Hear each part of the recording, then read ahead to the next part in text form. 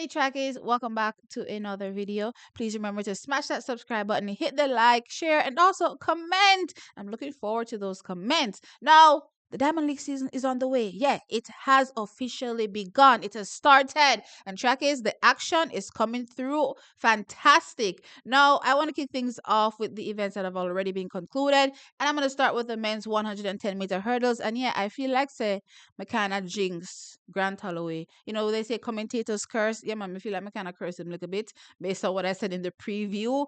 But that being said, guys, exciting 110-meter hurdles where we did have a world leading performance from Cardell Tinch, where he clocked a 13.06 seconds to win. Rashid Mortake was second. You realize? No Grant Holloway yet. Second, and he clocked a time of 13.14. And in third place was Lu Zhujing from China, and he ran a 13.24 seconds. Clearly, no Grant Holloway yet. Now, we did have Hansa Parchment from a Jamaican perspective in this race. He ran a 13.49. This is a very strong start for Hansa Parchment. If y'all know how he typically starts his season, then yeah, this is pretty good for him. And I'm definitely expecting his season to go strongly from here on out. It's kind of interesting. I was smirking to myself earlier on thinking that imagine I've already ushered in, the new king to the throne as far as I'm concerned. And Hansa Parchment is still very much present and is going to be featuring. So yeah, we are definitely going to be seeing that USA versus Jamaica rivalry as far as I'm concerned in the men's 110-meter hurdles. That being said, Hansa was ninth in this race. There are 10 lanes on this track, guys.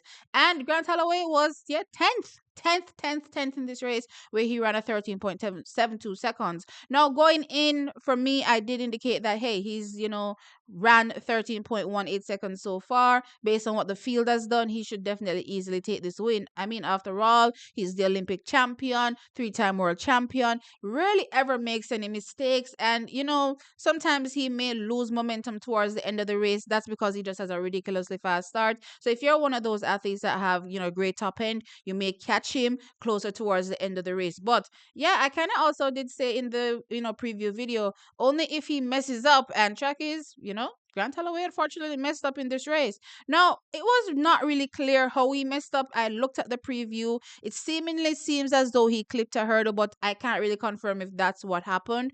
But also, I was thinking after realizing what happened is Grant Holloway is probably not used to, clipping hurdles.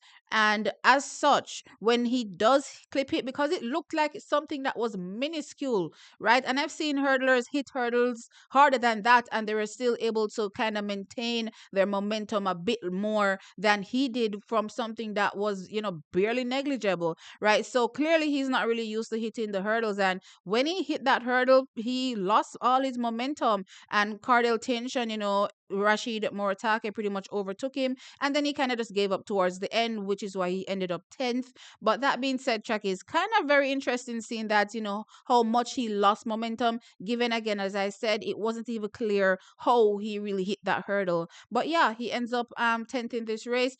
He just has to, reset and come again. As I said, for him, he's a defending champion in the men's 110-meter hurdle, so he doesn't really have much pressure from a qualification perspective. Yes, he still has to go to the USA Championships, but he can just run, one round and then that's it, right? He doesn't really have to go through all three rounds. And even if he does all three rounds, it still won't matter because he has a bye heading into the actual World Championships as the defending champion. Now, trackies, I want to jump over into that women's 200 meters because we all know Shericka Jackson is now back. And yeah, the 200 meters is her baby. She's a defending 200-meter world champion and looking to kickstart her season in that 200 meters. And she did so, trackies, where in this race, taking the win was a Navia Battle, and she ran a meeting record and a season's best 22.41 seconds. Now, in second place was Shericka Jackson, and she ran a 22.79 seconds.